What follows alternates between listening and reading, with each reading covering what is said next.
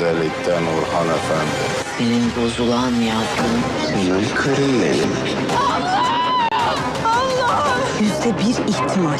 Çocuğun babası Serter çıkar. Yani eğer bunun karşılığında senden bir şey istediyse henüz bana söyle ne olur.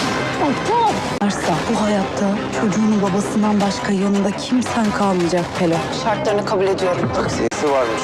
Bunun olma. Bu konuyu yarın gidip Halis Korhan'la çözmeniz gerekiyor. Ben her şeyi... Babamı hapse götürüyorlar dedi. Sen merak etme.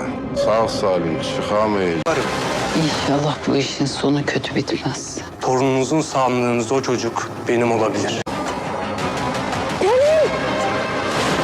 Pelin! Yürü!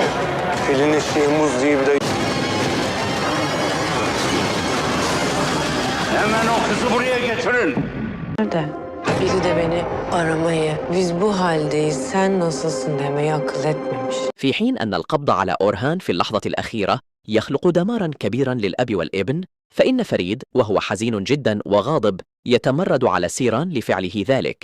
بعد علمه بما حدث يتحدث هالس آغا بقسوة أكثر من أي وقت مضى، ويخبر أورهان أنه يجب عليه دفع ثمن عدم مسؤوليته.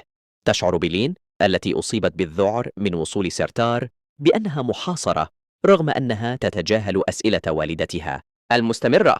فريد الذي يبحث عن طريقة لإنقاذ والده من السجن يدرك أن الطريقة الوحيدة هي إقناع كاظم بسحب شكواه.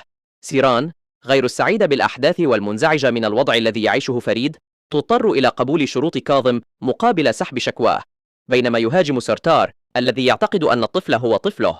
بيلين يصاب فريد وسيران بالصدمة عندما يعلمان بهذا التطور الذي يمكن أن يغير كل شيء.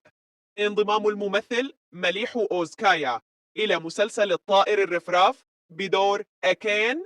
هذا لي راح يغار منه فريد لما يشوفه مع سيران. لا تنسى الاشتراك وتفعيل الجرس ليصلك منا كل جديد.